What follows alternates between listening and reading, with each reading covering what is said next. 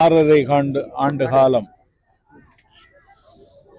எந்த கட்சியிலும் இணைத்துக் கொள்ளாமல் ஒரு இயக்கமாக இயங்கி வந்த இந்த நாஞ்சில் சம்பத் கடந்த டிசம்பர் திங்கள் 5ஆம் தேதி தாவேக்காவில் என்னை நான் இணைத்துக் கொண்டேன். தாவேக்காவில் இணைத்துக் கொண்டதற்கு பிறகு நான் பேசுகிற முதல் பொதுக்கூட்டம் மாம்பாக்கம் பொதுக்கூட்டம். மாவட்ட கழகத்தின் மதிப்பிற்குரிய செயலாளர் விஜய் மோகன் அவர்களும் தலைமை தாங்கிய தம்பி சிவகுமாரும் இந்த கூட்டத்தை மிக சிறப்பாக ஏற்பாடு செய்திருக்கிறார்.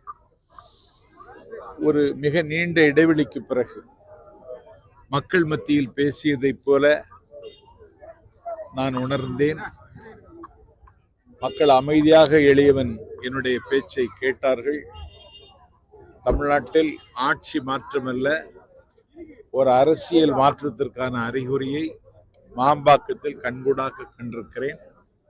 ஆகவே தாவேக்காவுக்கும் திமுகவுக்கும் தான் போட்டி. இந்த போட்டியில் விஜய் முந்துகிறார் என்பதற்கு இந்த கூட்டம் சாட்சி.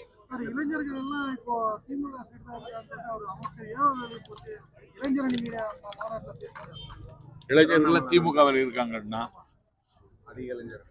இதை விட ஒரு பொய்யை வேற யாரும் சொல்ல முடியாது.